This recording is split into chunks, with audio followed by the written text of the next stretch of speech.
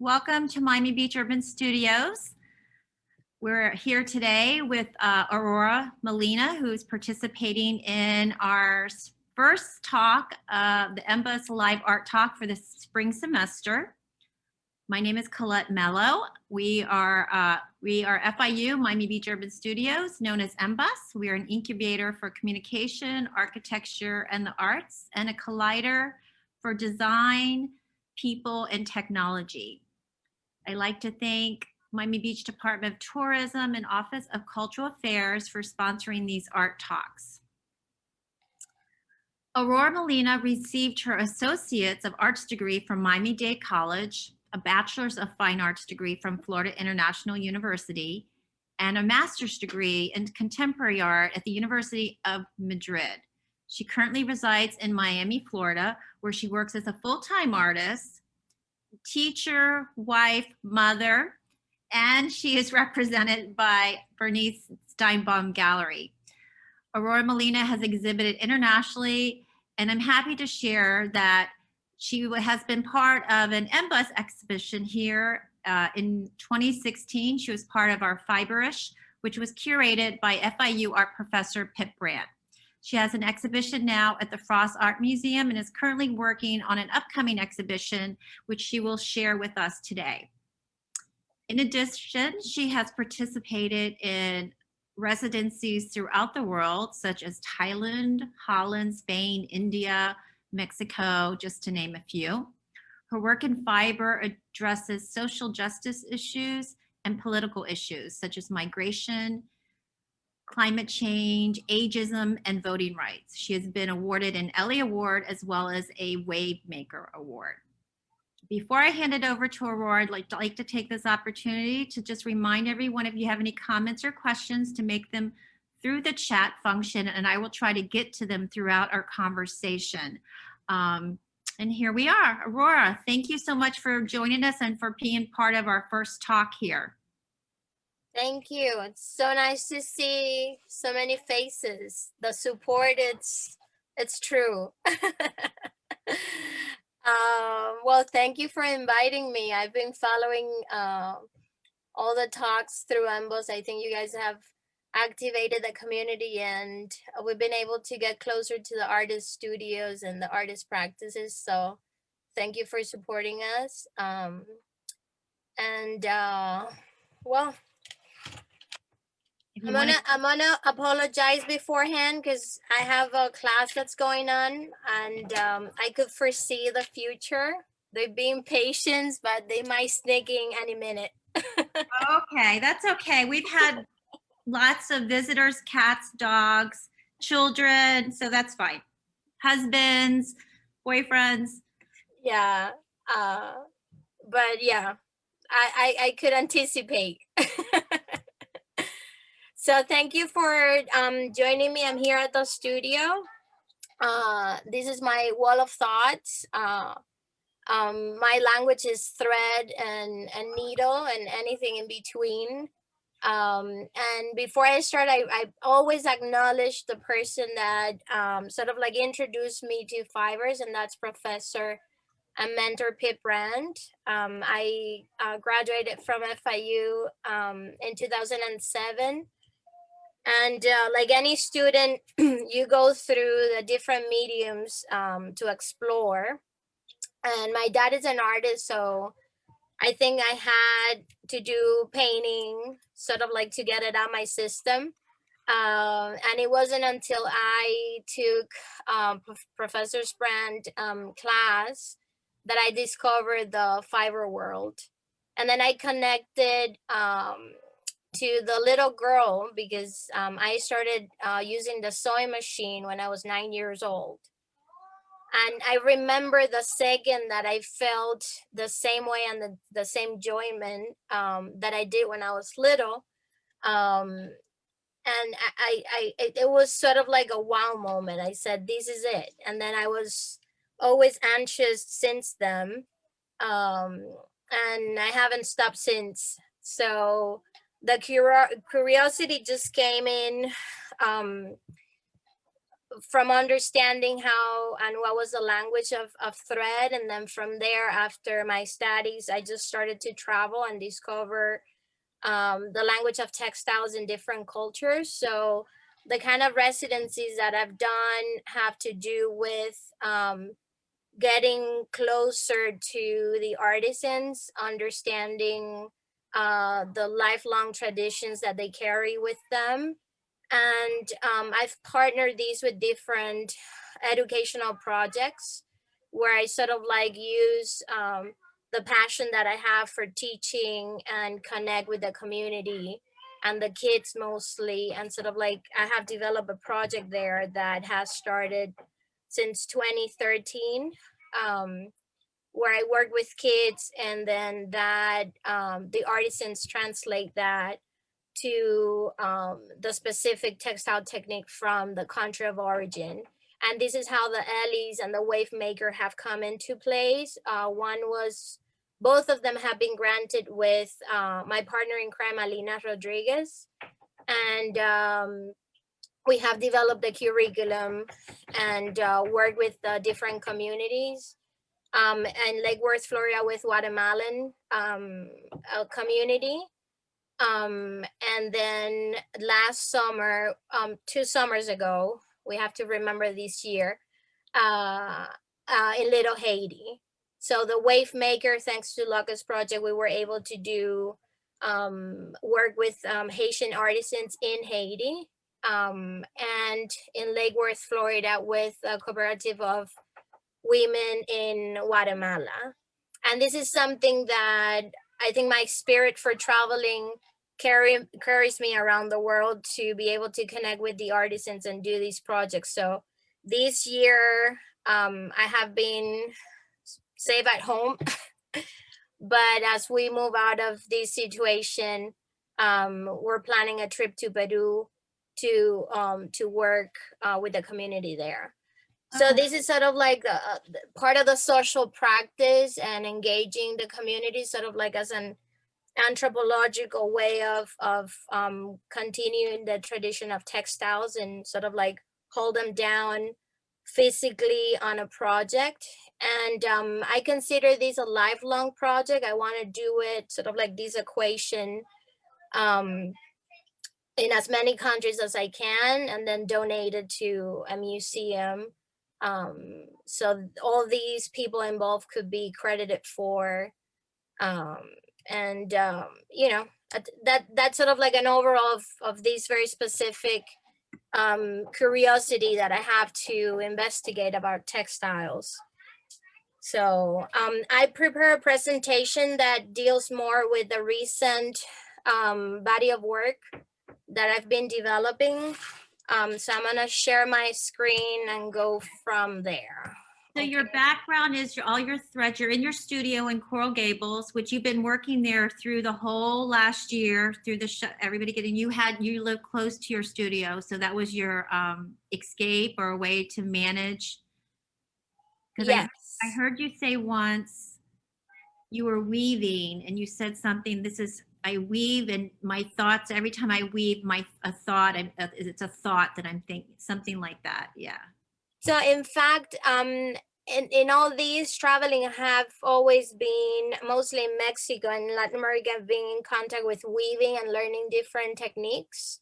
So weaving has always been there lingering, but I hadn't used it in any particular work. When I approach a new body of work, I always try to contextualize the technique which I'm using to the meaning of the work. So weaving has always been there, but it wasn't until this year that I really grabbed from that knowledge, from all those techniques that I have learned and applied to a body of work. And I think it's precisely because I needed my hands to get busy. I needed my thoughts to be quiet, and sort of that was the language that that I understood it would help me. You know, I think we all found different venues. We have been learning about ways of letting go the anxiety, and I think weaving was there because when I was doing the act of weaving, um, And before the pandemic, I had recently been in Guatemala. It's sort of like it puts your brain at ease. And I think I went there, I connected there. And the last series, which is the piece that's at the Frost Art Museum, it's all woven. It's more like experimental weaving. It's sort of like embroidery and weaving together, but that's definitely the rhythm that I needed. And then I mean, I'm going everywhere, so I'm working on these macrame here too. Oh, wow. I did a door at my house where I was weaving the door. I mean, it started to spread everywhere. I saw that. I saw one of your studios. So you had your door was covered with a weave. I was like, okay, that's really good meditative for you. And it wasn't only the pandemic. I think the spirit of this year has been very loud in many ways. And I think it was a way of dealing with everything that was going on. So it was definitely the safest place to be and not to go insane. Right. So yeah, let me. Wonderful. So go ahead and share your screen. I just want to share, let everyone know if you have any questions or comments, just to put them in the chat. I don't know if I had said that earlier. Let me see. So we tried it before. Okay. So I always start with these. I have kept these, and I think this is one of the first tries to write the name with a free motion sewing. And I've always kept like these little doodle to remember this is where I started. So, okay. So the series that I'm gonna share, and are you okay? It's more of a political series that started in 2016, and I think I sort of like use all of these to put in context where I'm heading. So this is the candidates and the presidents, and I started this piece right when the elections of last year, of last time, started. So you have the two Democratic candidates, and then you have the Republicans, and we can all remember the circus. So it's sort of like a parody inspired by sort of like the English theater and sort of like the use of the theater to reach out to the society instead of like these parodical way. So these I had been prior to these working with electronic and sort of like kinetic sculptures. So these has a sensor, a movement sensor that when you walk by, the figures start moving instead of like comical gestures. So I was watching a lot all the presentations of the candidates and tried to, when I did the puppets, tried to capture the essence and which they moved, to also connect it without words to the gesture and the presence they were giving out to the public. And then from there, I had a solo show at the gallery with Bernice. I've been with her since 2010. When I came back from my master's, I had the luck to start with her. And since we have worked in many projects, but I always have the freedom to sort of like put my ideas down, and she never questions them, but always supports them. So I think we were very much talking about breaking the glass ceiling and having a woman president. And this series sort of like started and eloped from there. I had just been back from a residency in Spain, where I was doing a whole series that dealt with Los Caprichos from Goya. And I have been paying attention to, again, sort of like the comical aspect of the satirical French and Spanish illustration, and using the political figures instead of like decontextualizing the setting and creating new narratives. So I mean, inspired by the same, but by everything that was happening, I started to create these caprichos. But instead of the regular etching, I pushed myself to recreate the same gestures of the etching drawing, which is very gestural, very spontaneous, with the sewing machine. So I had to get a sewing machine that had that response. So I got an industrial sewing machine, a very, very fast machine. It's sort of like a Ferrari, if you will, to get that stroke of the etchings. So how many sewing machines do you have, by the way? I was just looking through your studio. I saw you at like 3. Do you have more than that?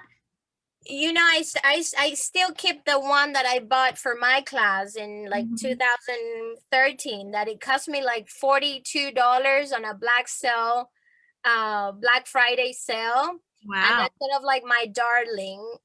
It's like, even without the plastic parts, like a skeleton. But it's the one that I always go to if I get stuck on the other ones. That's the one that always saves me. So in the studio, I have about 15 machines because I Wow. often teach here. So I like everyone. And I also teach the kids, and I hand it over to them to take full responsibility, but no one touches that one. So you on this Capriccio project, so this was in 2016, is that correct? And that's Yes. when you did the fibrous show with Pip. And I think these are the works that you showed with her. So that was the time of the election. So the elections were very much on your mind. And So the pieces that I had show, the fiber show with Pip, I had just come back from the residency in Spain. I So remember. the pieces that I showed there, it's a series of drawings that have the aesthetics of Goya's caprichos, which is like the human animal quality. So I thought to myself, who goes to Spain, who goes to Madrid to be on a residency, to be inside a studio? I'm just crazy. No one does that. You got Credit to me, you came back with fabulous work. So I have to find a way of complementing the fact that I was there for 2 months to make a body of work and to also enjoy a city that's very dear to me. And I started to document what was happening on the street. And that's how those caprichos started. So it's a series of photographs of collecting images and narrative for me being outside, experiencing the city. Because if I wanted to talk about the society and sort of like my take on it, I had to experience it. So I gave myself permission to do that. And then I had the good luck of one of my classmates when I studied there. He was working at the Reina Sofia, and I had access to look at the whole series very close of the Caprichos. So Wow, nice. yeah, that was a very nice experience. So it was 80. I did 80 of these series of thread etchings, if you will. And they're sort of about the same size, like 11 by 13. So they have this white frame to mimic the edge of the plate. And then at the bottom, they have a text, which I got from different tweets. And that's sort of like the title that makes a reference to the specific narrative that I want people to remember or connect to. So I think I have a couple of close-ups. So this one, it's more like the introduction to the series. I work on the retablos, which is also something that we inherit in America from the Spaniards. So I was able to travel to different churches and collect like these wood carvings or the retablos, and there's some of those figures are used in here on the bigger frame. And then this is the one of the many episodes of our chronicles. It's when we heard that the first lady asked for the painting, the landscape of Van Gogh, and the director of the MoMA sent that instead they could lend Oh, the that's golden right. toilet. That's right. I remember that. So, and then this is the weight of democracy. I know it's hard to see, but there's like a donkey there, and sort of like again using the animal symbolism onto the work. This is sort of like the an interpretation or part of the Me Too movement, like standing. I had a friend that went to the march, and she sent me. I was like 7 months pregnant, and I was dying to go, but you know, it was a lot of up and down, and I stayed at put.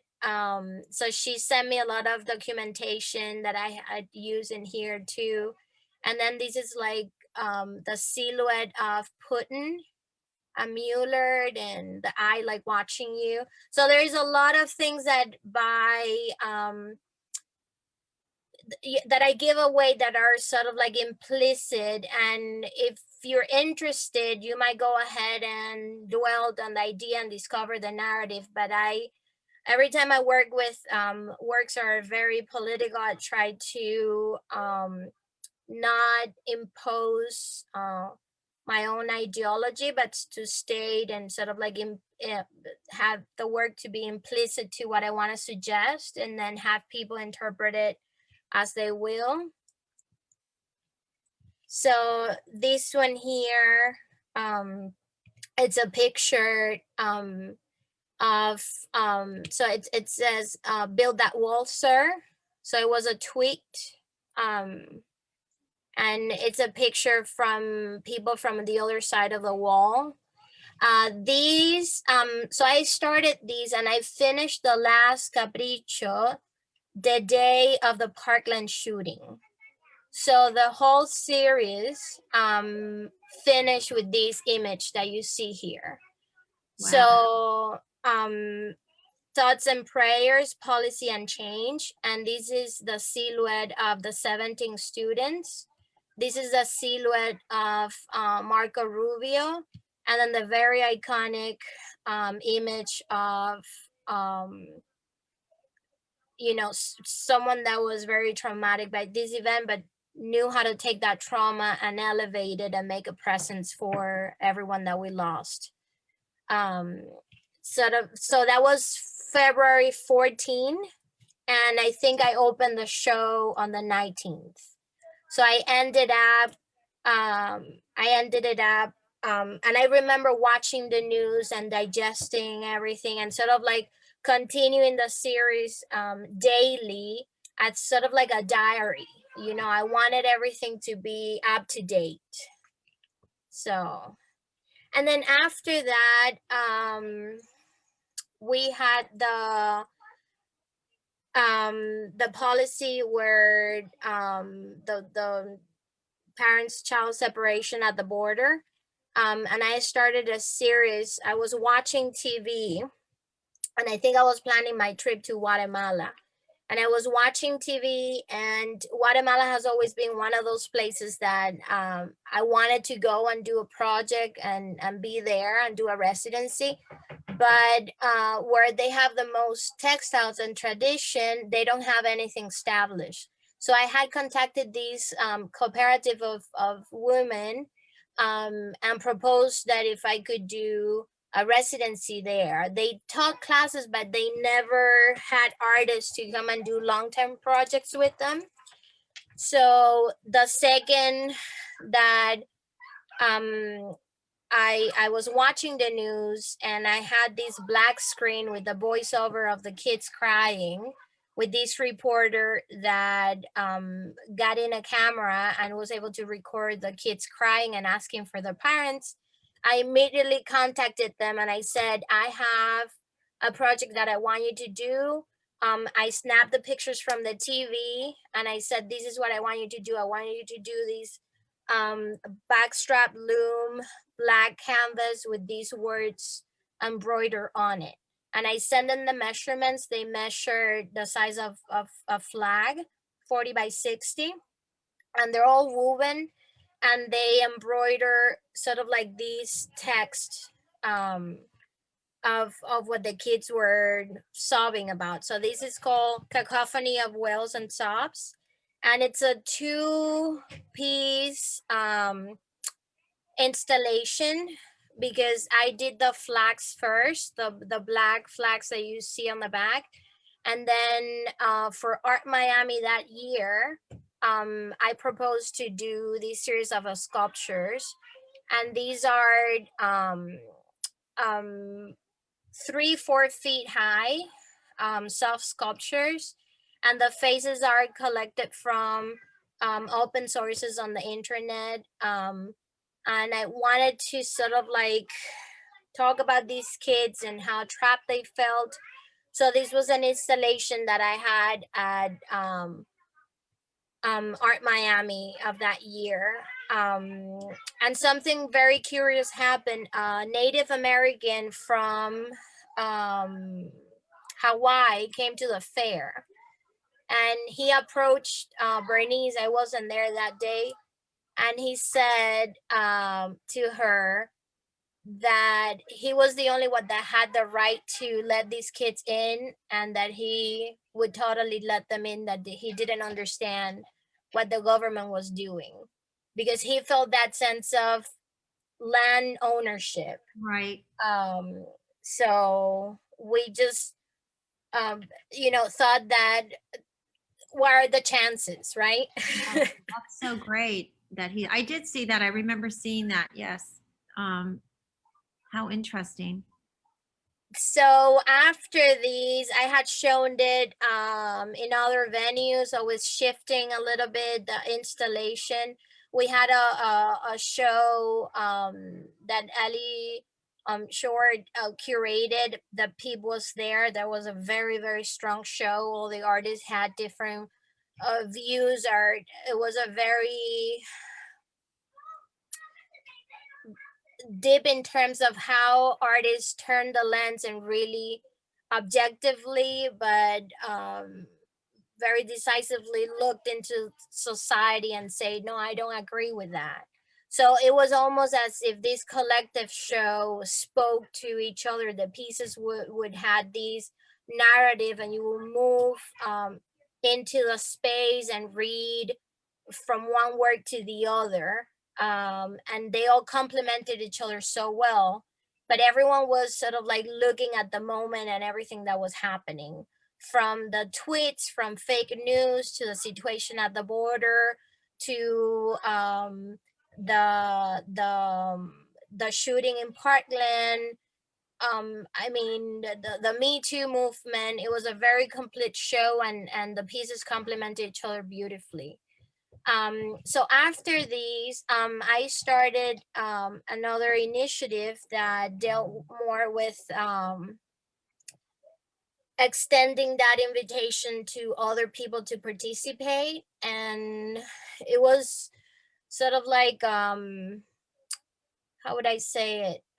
Sort of like looking for other people's consent to understand that what was happening was wrong. So it's called So America Cares. And it's an invitation to the community to stitch these faces, our drawings of kids that were separated by the parents. And it's I just had a show during the election day, November 3rd, at the Coral Gables Museum, with more than 500 of these faces put on a quilt form. And I'm not gonna finish this project until I have 1,000 of them, and it's gonna go to the Portrait National Gallery. So we're continuing on this mission to still don't forget that this is happening, and we still haven't had any solutions. And how history repeats itself. So it's not only the kids now, but kids through the history of humanity, how they have been used and separated for political consequences. So these are the templates. So I hand over these canvases that have the faces printed on them, and then people have the complete ownership of transforming them, or tell their stories, or create stories about these kids in a personal manner. So this was another piece that sort of like also had to do with immigration.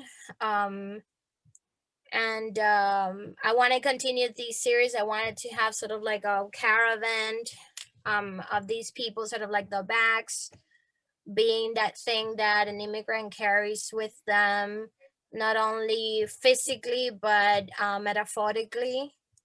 And then I'm just gonna jump from here to here. Then FAMA started as another way of extending and working with people, and extending this need of connecting with others. And this was during the time of the pandemic, and it's been a great experience. We founded it with Evelyn, whose picture it's here.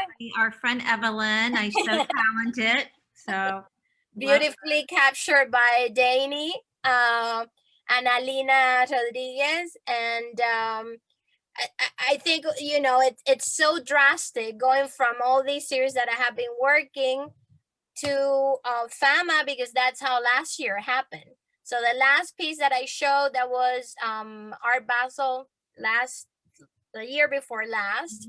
And then the pandemic hit, and we sort of like started to find ways and reinvent ourselves and create community. And that's how it has been. and that was a great exhibition. That was at what was the name of that gallery? The Camp The Gallery. Camp Gallery, and they just moved to another space. But yes. So I put here the flags of everyone that participated. Colette, you're part of it. You don't have to show mine. Pip talked me into that. Pip was the one who got me involved with that. No, because it's really it was really interesting how when we met and sort of like push each other, all these different perspectives came through. And I think that was the success of the exhibit, is that everyone was able to look closely into their personal story. We were looking at the 100-year anniversary of the women's right to vote, and how that has been part of the DNA of many generations. I mean, we're talking about 100 years ago, right? And how that have shifted and created opportunities, and everyone was able to look at it from their own perspective and experience. Well, I think it was very fitting because it is the anniversary, but also you think of the election and you think of all the oppression that went to not have people vote, you know, and we're still fighting for it. It's not, the work isn't done. It's not. Right. It was definitely very timing. And I think when we started to talk among Evelyn, Alina, myself, like, okay, so we're gonna do this thing. We're gonna convocate. Everyone showed up. We were very surprised. Our first meeting had 40 people in it. We couldn't believe it. It's like, okay, so what do we do next? What are we talking about? How we're gonna continue these? And then I was doing the research for the piece at the Frost, which I have been reading a lot, and we just took it from there.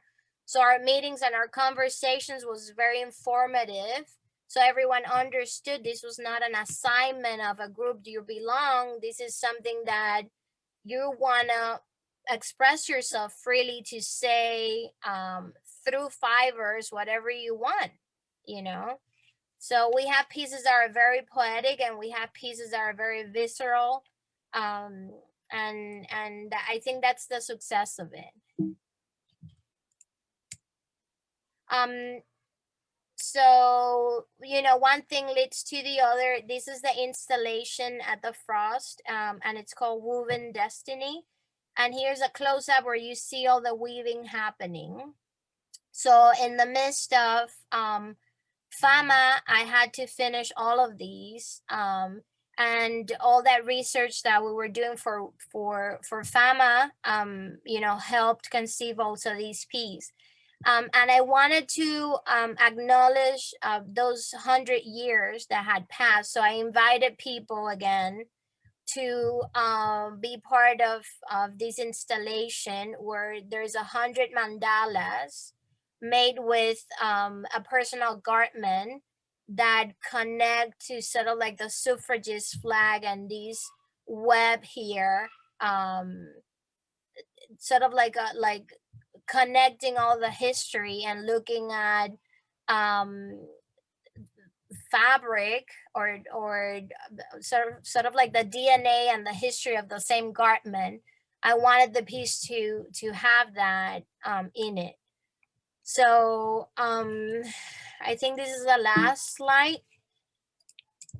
Yes, and this is where I'm at now, finishing these, but I have to put my patines, my roller blades, because I have a couple of things coming up, and I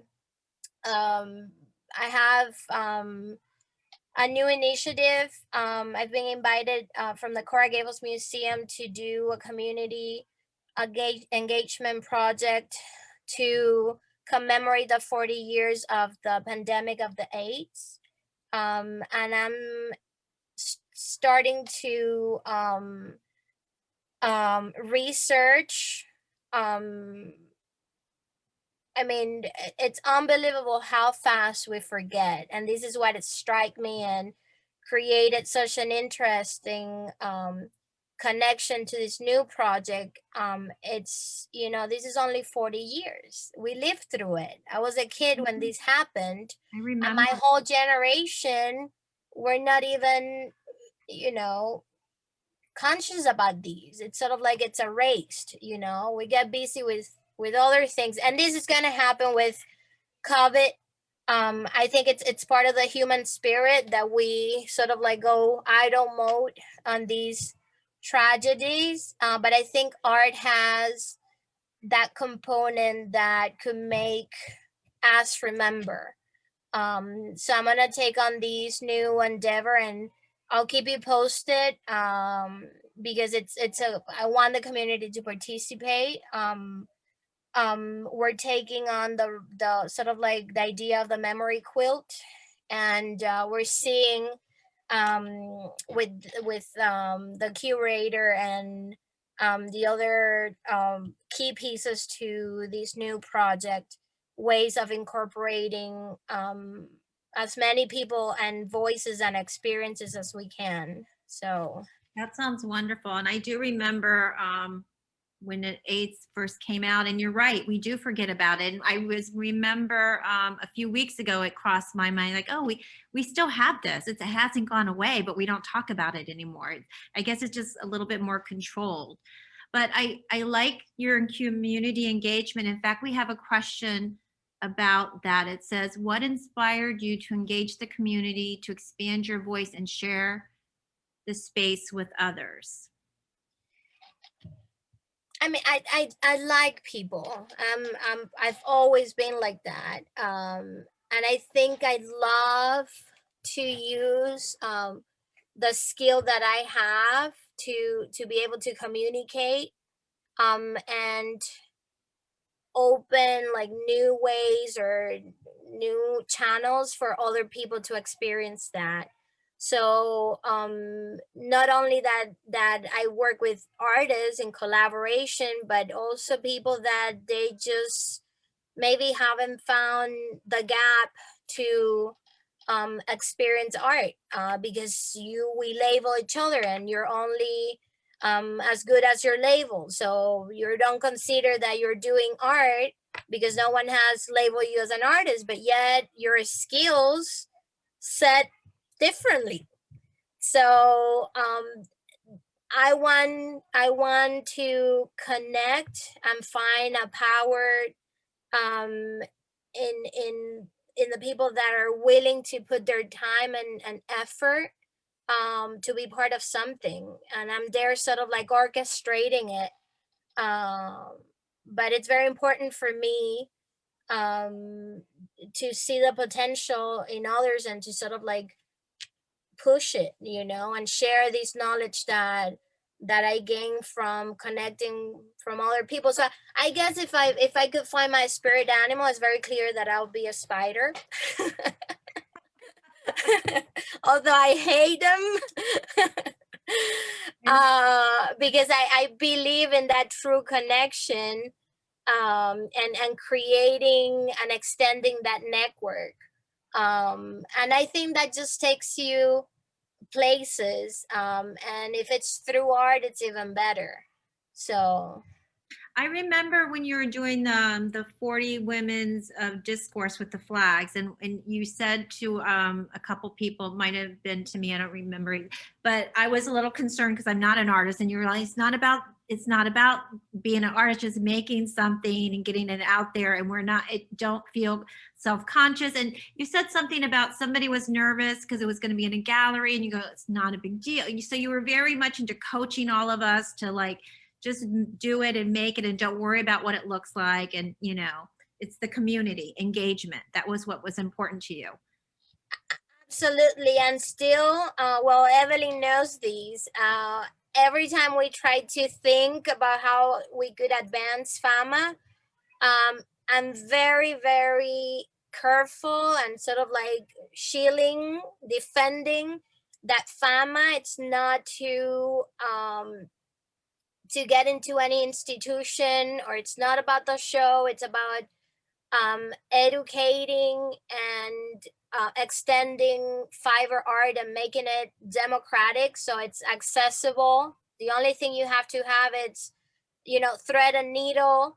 You could work with any scrap of fabric, and it's for everyone. And thinking about these has been in connection to my history, to my past, to many women that sat there and embellished. But what about if they could have talked to that through that thread? What could have said? So it's bringing that forward and saying, okay, it could make flowers, if you do such and such stitch, but it could also speak, and it could speak to many people, and it's very accessible.